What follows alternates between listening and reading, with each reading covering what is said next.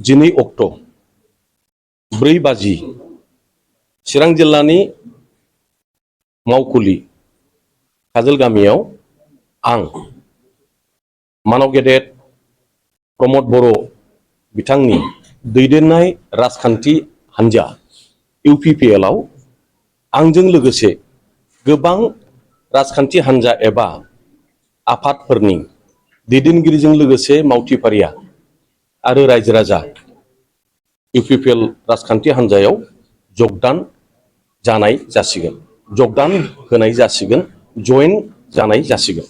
बेयाव फैगौ रंजालि बैसागुनि साफ्रोमबो आइ आफा रायजो राजा बिदा फंबाय बिब' बिनानावमोननिसिम गोसो सिंनि गाहाम हामलायनाय आरो गोजोननायखौ आङो बावहरग्रोबाय।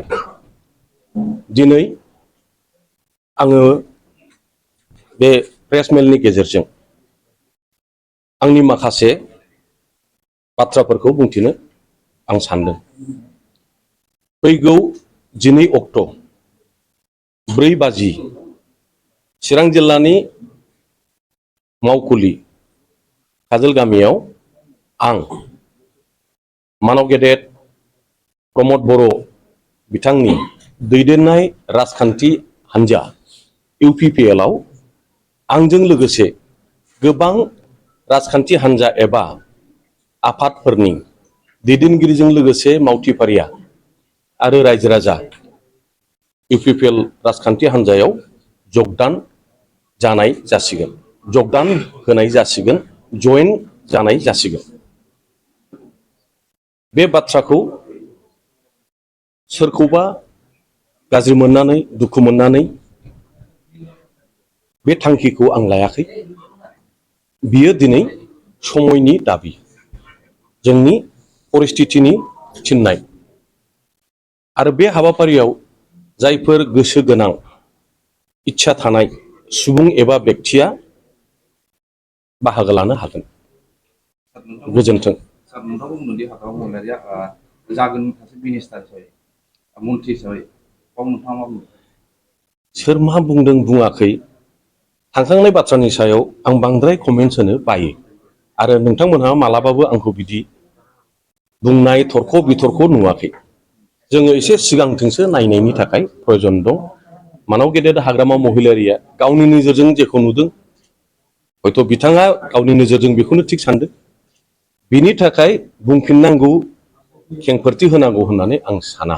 इमानुवेल मोसाहारिया नोंथांखौ बुंदोंदि खौसेथि बे समाव सरकार दानो नागिरनायाव नोंथाङानो जाहोआखै होनना बुंदों। आं एसे सिगाङावबो बुंखांबाय जे माहारिनि गावस्रानायनि थाखाय गोरोबलायनायखौ जाहैनि थाखाय इमादानिल' खोथा नङा आरो सोरहाबा बेबायदि आं होबथानायनि प्रमान दंब्ला आङो निजे क्षमा बिगोन। आं हास्थायो बेखौ प्रमान सहखारै फोरमान सहखारै बेफोर सेन्सिटिभ बाथ्रा जायहा सिरियास एसे खैफोद गोनां राव बेफोरखौ बिना प्रमानाव बुङैया मोजां। सार नोंथाङा जुदि UPPL आव हाबमारो BPF नि थासारिया माबायदि जागोन? BPF आबो थागोन। BPF आ जे जोबथारगोन बेथ' जानो हाया। मुल उद्देश्यआ जाहैबाय UPPL खौ गोख्रों खालामनानै जोंनि जि फैगौ सम माहारि हिसाबै जों खौसेयै जयै जोंनि भबिसतखौ निर्नय खालामनांगौ। बियो दिनै समयनि थिननाय। खाम्फा बरग'या नोंथांखौ हाबानो मानोना नोंथाङा BPF दाजेननायनि सासे सानसुमै होननानै बुङो बे बाथ्राया बेसेबां? नै दा जि आङो प्रेस मेलनि गेजेरजों बुंबाय बे बाथ्रानि जेबो ओंथि गैला। बेखौ नोंथांमोनहा दा हमनो हाबाय, मोनदांबाय। मैया सोर बुंदों दहाय फुंसिमाव मा बुंदोंमोन बे दानि जि प्रेस मेल बेयो प्रमान खालामबाय आरो बे बुंनाय बाथ्राफ्रा जेबो रिलिभेन्सि गैला, ओंथि गैला, मिनिं गैला।